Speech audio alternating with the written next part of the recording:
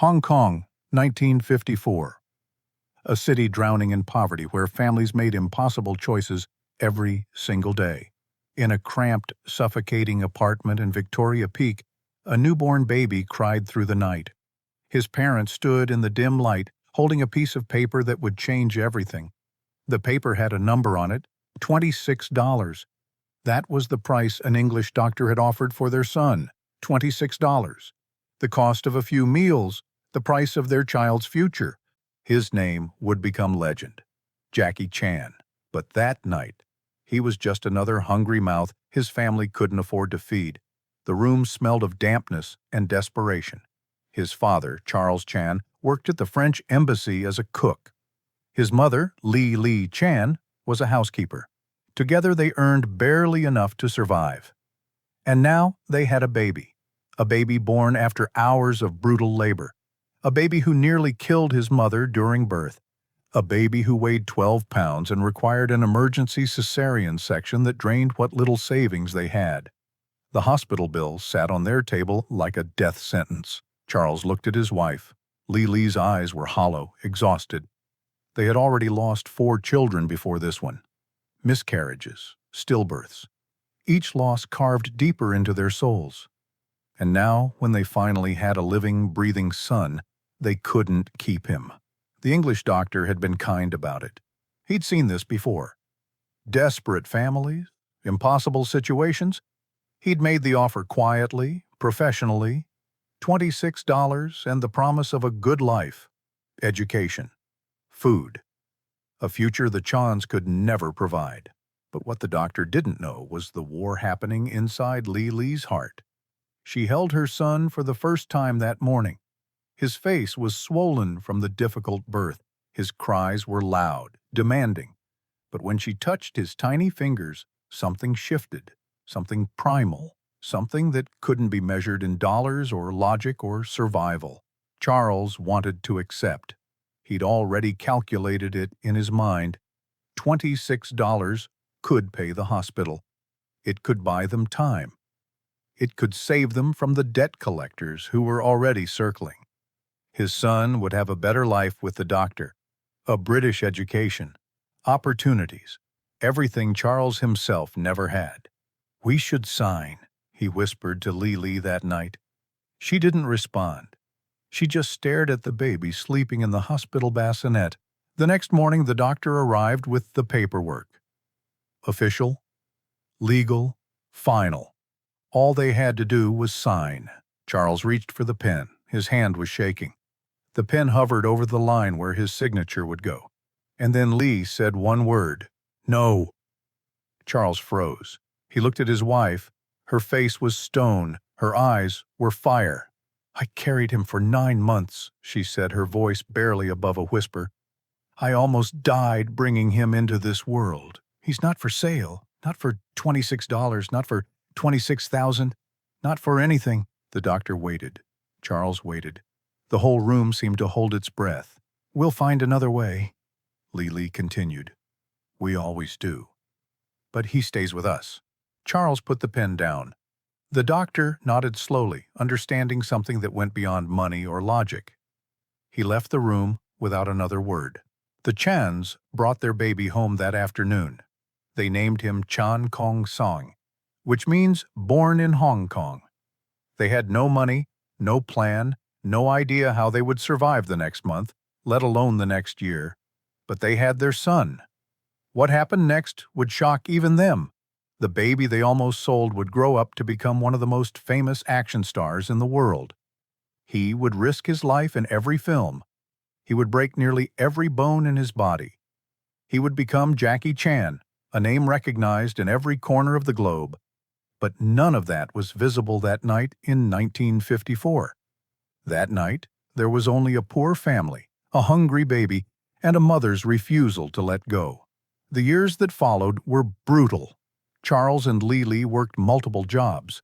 They moved from one cramped apartment to another. Young Kong Song grew up wild, fighting in the streets, getting expelled from schools. His parents couldn't control him. By age 6, he was already known as a troublemaker.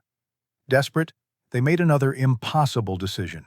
They sent him away to the China Drama Academy, a brutal Peking opera school run by Master Yu Jim Yuen. The school was known for its harsh discipline. Children trained 18 hours a day. They were beaten if they made mistakes. They slept on hard floors. They ate scraps. It was, in many ways, a different kind of sale. Instead of $26, they paid tuition they could barely afford. Instead of an English doctor, they gave their son to a master who showed no mercy. But this time, Kong Sang stayed. He became part of a group called the Seven Little Fortunes. He trained in acrobatics, martial arts, singing, and acting. He learned to fall without getting hurt. He learned to fight without flinching. He learned that pain was just another teacher. Master Yu renamed him Yuen Lo. For 10 years, that's who he was. Not Kong Sang, not Jackie. Just another student in a brutal system designed to create performers who could do the impossible. And then, one day, he returned to his parents. Taller, stronger, scarred, changed. His father looked at him and barely recognized the boy he'd almost sold for $26. "You survived," Charles said, surprise evident in his voice. "I did more than survive," his son replied.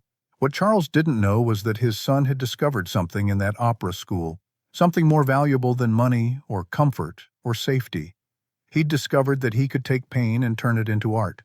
He could take fear and turn it into laughter. He could take the impossible and make it look easy.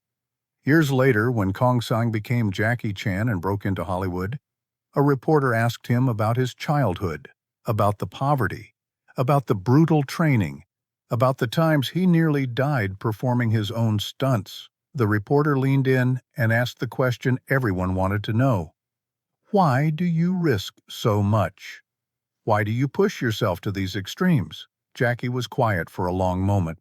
Then he smiled that famous smile, the one that hid 1,000 scars. "When you've been sold for $26, he said, "you spend the rest of your life proving you're worth more." The reporter didn't understand. He thought it was a joke. But Jackie wasn't joking. He never told the reporter the full story. He never explained that the $26 wasn't just about money. It was about worth, about value, about proving that he deserved to exist. Every broken bone was proof. Every death-defying stunt was proof. Every film where he risked everything was proof.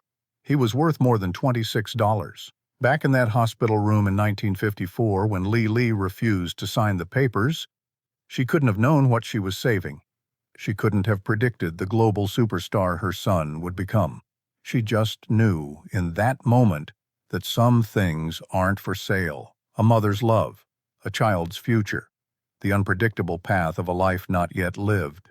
The English doctor probably forgot about the Chan family within a week. Just another transaction that didn't go through, just another poor family making poor decisions. But Li never forgot. Every time she struggled to put food on the table, she remembered. Every time Charles worked double shifts and came home exhausted, he remembered. Every time their wild, uncontrollable son got into trouble, they remembered the pen hovering over the paper. They remembered the choice. They remembered saying no.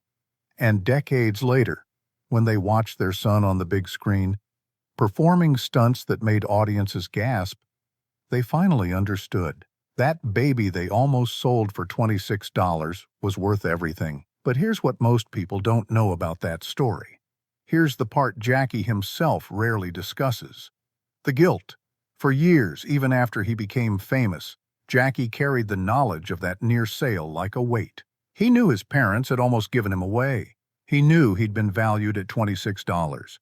And somewhere deep inside, a part of him never stopped trying to prove he was worth keeping. It showed up in his work ethic. Jackie became famous for doing his own stunts, for never using a double, for putting himself in danger again and again. Other actors thought he was crazy. Directors begged him to be more careful. But he couldn't stop. Because every stunt was an answer to a question nobody was asking anymore. Am I worth more than $26? The answer, performed 1,000 times in 1,000 different ways, was always yes. In 1982, Jackie finally broke through in Hollywood. He'd been trying for years, making films that flopped, struggling to find his audience. But then came The Young Master, then Project A, then Police Story. Suddenly, the boy from Victoria Peak was a global phenomenon. His parents were still alive to see it. Charles, the cook who'd wanted to sign the papers, and Lee, the mother who'd said no. Jackie bought them a house. A real house, not a cramped apartment. He made sure they never had to work again. He gave them everything they'd never had when he was growing up. But he never asked them about the $26. Not directly. It was the unspoken thing between them, the ghost in every family dinner, the shadow behind every success. Till one night, late in his mother's life, Lee brought it up herself. They were sitting together, just the two of them. Jackie was visiting between film shoots. His body ached from the latest round of stunts. His mother looked at him with those same eyes that had stared down the English doctor all those years ago. "I need to tell you something," she said. Jackie waited. "That day in the hospital," she continued, "when we almost sold you, your father and I fought about it for hours. He thought it was the right thing to do. He thought you'd have a better life." "And you?" Jackie asked quietly. "I thought about it too," she admitted. "I really did. The money would have solved everything, and maybe the doctor would have given you opportunities we never could." Jackie felt something twist in his chest. "But then I looked at you," Lee said, "and I thought, what if he's destined for something we can't even imagine? What if he needs us, even if we have nothing to give him? What if the struggle is part of his story?" She reached out and took her son's scarred hand. "I'm glad I said no," she whispered. "Not because of the fame or the money or any of this. I'm glad because you're mine. You were always mine, and no amount of money could change that." Jackie, the man who'd faced down villains and performed stunts that defied death, felt tears run down his face. $26, he said, half laughing, half crying. "I was almost sold for $26. "You were priceless then," his mother said. "And you're priceless now." That conversation changed something in Jackie. After that, his stunts became slightly less reckless. Not much, but enough. He started to understand that he didn't have to keep proving his worth. The proof was in the life he'd lived. The proof was in the choice his mother made. The proof was in the fact that he existed at all. The story of the $26 baby became public years later, when Jackie wrote his autobiography. Fans were shocked. How could someone so famous, so successful, have come so close to being given away? But for those who knew poverty, who understood desperation, who'd faced impossible choices, the story made perfect sense. Because in 1954 Hong Kong, $26 was a fortune, and a newborn baby, especially one who'd nearly killed his mother during birth, was a burden families couldn't always bear. The miracle wasn't that Jackie's parents almost sold him. The miracle was that they didn't. Today, Jackie Chan's net worth is estimated at over $400 million. He's made more than 150 films. He's performed stunts that have entered the Guinness Book of World Records. He's been knighted by the French government. He has a star on the Hollywood Walk of Fame. But sometimes, late at night, when he's alone with his thoughts, he still thinks about that hospital room. He thinks about his father's hand holding the pen. He thinks about his mother's voice saying no. He thinks about the English doctor walking away with his $26 still in his pocket, and he wonders, what if they'd signed? What if the pen had touched the paper? What if Lee had stayed silent? Who would he have become? Would he have been happier? Safer? Would he have lived a quieter life, never knowing the rush of a perfect stunt, never hearing the roar of a crowd, never feeling the satisfaction of making millions of people laugh? There's no way to know. The sliding door of history closed the moment his mother said no. All the other paths disappeared. There was only this one. The path of Chan Kong Song, Yuen Lo, Jackie Chan, the path of the boy who was worth $26. and proved he was worth the world. But here's the final twist to this story, the ending that even Jackie didn't expect. In 2015, more than 60 years after that day in the hospital, Jackie was going through some old family documents. His father had passed away. His mother was in her 90s. He was sorting through papers, photographs, letters, and he found it. The contract. The unsigned contract from the English doctor. His parents had kept it all these years, hidden in a box with other memories. Jackie held the yellowed paper in his hands. He read the terms, the price, the promises, the blank space where his father's signature would have gone. And at the bottom, in his mother's handwriting, were 4 words. He is not for sale. Jackie framed that document. He hung it in his office. And sometimes, when he's preparing for a new film, when he's planning a stunt that everyone says is too dangerous, when he's pushing himself past his limits, he looks at those 4 words, he is not for sale. It reminds him that his life was never about the price. It was never about what he cost or what he was worth in dollars and cents. It was about the choice, the refusal. The mother who looked poverty in the face and said, "This child is mine." And in the end, that was worth more than all the money in the world. The English doctor, whoever he was, probably lived a good life. Maybe he went back to England. Maybe he had his own children. Maybe he forgot about the Chinese baby he'd tried to buy for $26, but that baby never forgot him, because that doctor represented something. The moment when Jackie Chan's entire existence hung in the balance, the moment when he was almost someone else's son, someone else's story, someone else's life. Instead, he became himself, and that self, forged in poverty and pain and impossible choices, became something extraordinary. So the next time you watch a Jackie Chan film, the next time you see him hanging from a building or leaping from a helicopter or fighting 20 men at once, remember this. You're watching the $26 baby, the child who was almost sold, the son who was almost lost. The boy who survived not just because of talent or luck or destiny, but because one woman, exhausted and poor and desperate, looked at a piece of paper and said, "No, he stays with us." That's the real stunt. That's the real miracle. That's the story behind every broken bone, every successful film, every moment of glory. Jackie Chan was never sold. And that choice, made in a dim hospital room in 1954, changed everything.